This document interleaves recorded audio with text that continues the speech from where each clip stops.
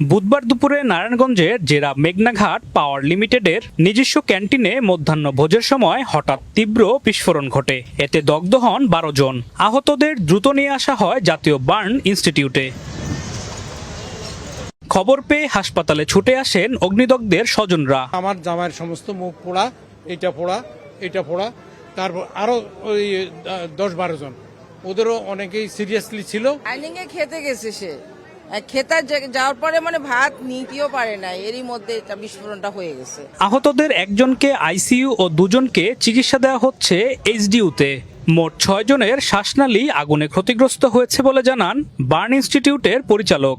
3 জন patient আছে যাদের percentage অনেক বেশি এবং 6 জনের ইনহেলেশন ইনজুরি টোটাল আছে এবং বাকি 6 জনের ইনজুরিটা তুলনামূলক কম। চিকিৎসা শুরু করার ক্ষেত্রে আমাদের কোনো বিন্দুমাত্র কোনো দেরি হয়নি একদম, এবং সমস্ত রোগীগুলোকে মানে 40 মিনিটের মধ্যে একদম ড্রেসিং টেসিং করে কমপ্লিট করা, বাকিটা আল্লাহর ইচ্ছা, আমরা আমাদের মতো করে চেষ্টা করি।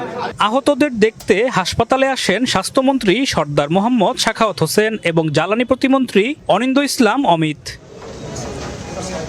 এ সময় অগ্নিদগ্ধদের প্রয়োজনীয় চিকিৎসা নিশ্চিতে প্রধানমন্ত্রীর দিক নির্দেশনার কথা জানান স্বাস্থ্যমন্ত্রী।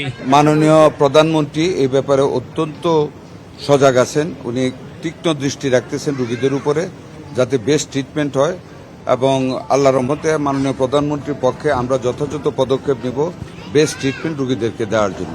আর জ্বালানি প্রতিমন্ত্রী জানান দুর্ঘটনার কারণ জানতে তদন্ত কমিটি করা হয়েছে। যদি ব্যবস্থাপনাগত ত্রুটি থাকে আমরা সেটা আগামীতে শুধরাবার চেষ্টা করব। কারোর যদি কোনো গাফিলতি থেকে থাকে সেটা যদি তদন্তে প্রমাণিত হয় তাকে অবশ্যই দৃষ্টান্তমূলক শাস্তির আওতায় আনবো। আলিমুজ্জামান সাফওয়ান, দেশ টিভি, ঢাকা।